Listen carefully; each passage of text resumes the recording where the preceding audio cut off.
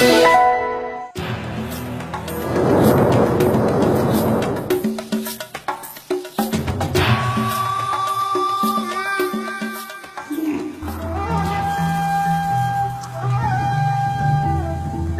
Botswana, petit pays paisible d'Afrique australe de moins de 2 millions d'habitants.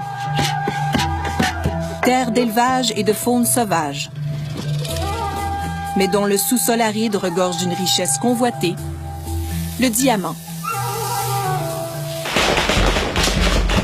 Ailleurs sur le continent, on a mutilé et tué pour ce qu'on a appelé les diamants de sang.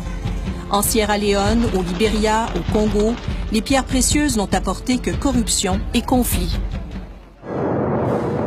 Mais au Botswana, les bruits d'explosion n'évoquent que la prospérité.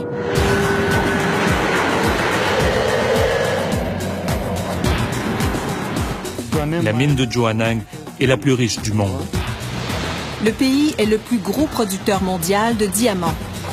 Ceci est une kimberlite qui contient du diamant. Comme toutes les mines de diamants au pays, Jwaneng est la propriété de Debswana, une coentreprise à part égale entre le géant diamantaire De Beers et l'État botswanais. Les diamants contribuent au tiers du produit intérieur brut. Tout ce que je fais ici peut ébranler l'économie du pays. Ça me fait me sentir important et en même temps, c'est une énorme responsabilité.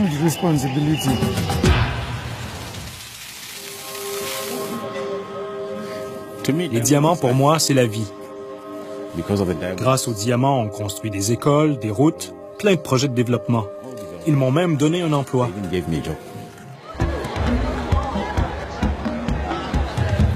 L'exemple du Botswana montre ce qui arrive lorsque des richesses naturelles ne vont pas gonfler les poches de quelques privilégiés et que le reste de la société en profite. Il y a de belles histoires en Afrique dont on ne parle jamais. Des réussites, des beaux endroits à voir, pas juste des crimes, de la famine et de la guerre.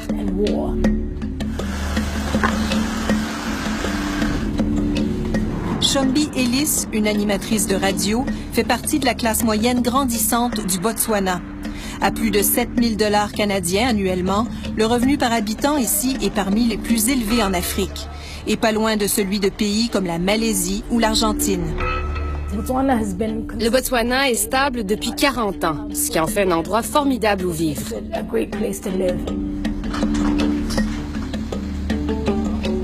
Les gouvernements qui se sont succédés ont tout fait pour tirer le maximum de leurs principales ressources. Plutôt que d'être exportés bruts vers l'Europe, les diamants sont maintenant triés, vendus et même taillés sur place. L'an dernier, on a inauguré dans la capitale ce tout nouveau centre de commercialisation du diamant, l'un des plus sophistiqués au monde. Une autre coentreprise du gouvernement botswanais et de la multinationale De Beers. Ce pays a eu la chance d'avoir de très bons dirigeants qui se souciaient de la population. Toute cette richesse créée par les diamants, elle rejoint jusqu'au dernier Botswanais. C'est une ressource naturelle dont tout le monde profite. Le Botswana est parti de loin. Lorsque le pays est devenu indépendant en 1966, c'était l'un des plus pauvres de la planète. Mais un an après la fin du protectorat britannique, on découvrait les premiers diamants. Le premier président de la Nouvelle République, Seretse Khama, a donné le ton. Gestion prudente de l'État, négociations serrées avec De Beers, première mesure sévère contre la corruption. Un modèle pour ses successeurs. Ça veut dire qu'il n'y a aucune corruption au Botswana? Non, vous ne pouvez pas dire ça. Dans aucun pays, vous ne pouvez dire qu'il n'y a pas de corruption. Festus Mogae a été président du pays de 1998 à 2008. Lorsqu'il a reçu le prix Mo Ibrahim, on a notamment souligné ses efforts dans la lutte contre la corruption. La corruption, ce n'est pas comme chasser le lion. Vous le tuez et vous dites « ça y est, il est mort ». Non, c'est toujours là, à rôder autour.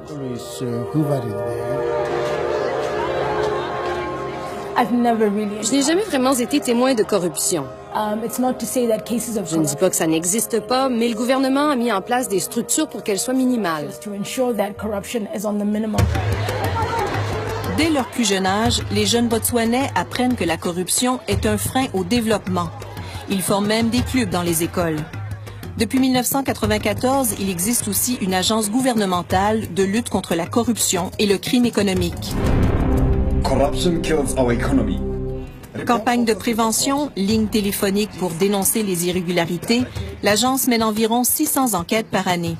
Surtout des cas de petits fonctionnaires, comme des agents de l'immigration ou de la faune, qui tentent de monnayer leurs services. Ça peut être quelqu'un qui vous demande 20 poulas pour entrer dans une réserve ou obtenir un permis.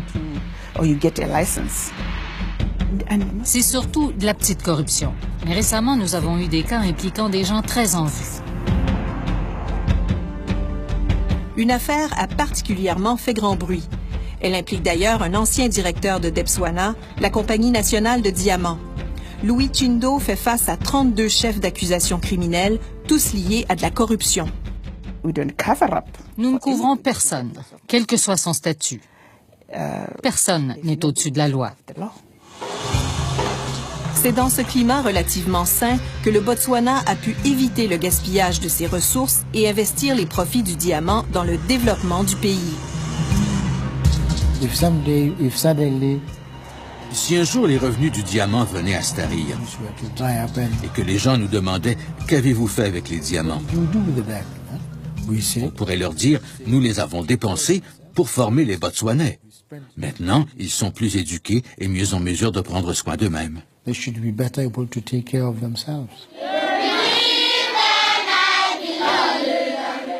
Le gouvernement botswanais est l'un de ceux qui dépensent le plus par habitant en éducation au monde.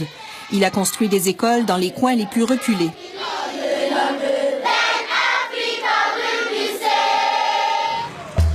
La plupart des cours à l'université sont subventionnés. Les étudiants reçoivent même une allocation de 150 à 250 $ canadiens par mois. Everything. Tout est bon marché. Le gouvernement paye pour presque tout. Everything. Êtes-vous un peu trop gâté? Non, je dirais pas qu'on est gâté. Peut-être qu'on mérite d'être traité comme ça. Et ce n'est pas tout. Si vous avez de bonnes notes et que le programme universitaire de votre choix n'existe pas au pays, on vous enverra le suivre n'importe où dans le monde. Tout frais payé. C'est le gouvernement qui a payé pour mes études à Boston, au Collège Emerson. J'ai fait un baccalauréat de 4 ans en communication et en arts visuels. Sans cette aide, jamais je n'aurais pu étudier à l'étranger. L'autre secteur ciblé par le gouvernement, la santé. Des cliniques, des hôpitaux. Le Botswana est le 2e pays du monde pour le taux d'infection au VIH-Sida. 1 adulte sur 4 est atteint. Un fléau qui menace d'annuler les progrès accomplis. J'ai dit aux gens, si on ne s'attaque pas à cette chose, notre nation est menacée d'extinction. Avec ce taux de mortalité qu'on avait. Le gouvernement botswanais a d'ailleurs été l'un des premiers en Afrique à s'engager dans un programme national de distribution gratuite de médicaments antirétroviraux.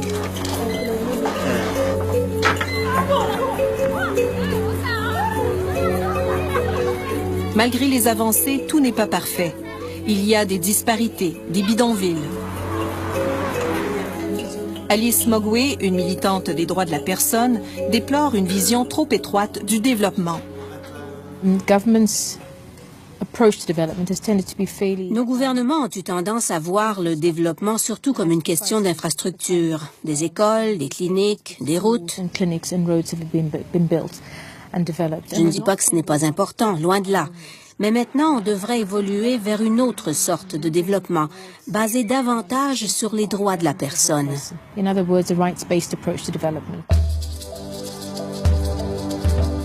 Le Botswana applique la peine de mort et il est critiqué pour le traitement qu'il réserve à sa minorité San, ceux qu'on appelle les Bushmen.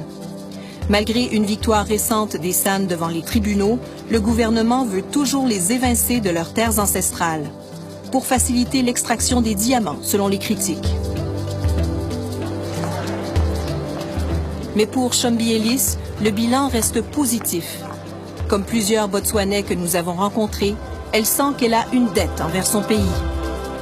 Plusieurs d'entre nous qui sommes allés aux États-Unis avons pensé à rester là-bas. Mais vous réalisez qu'il y a quelque chose qui vous ramène au Botswana.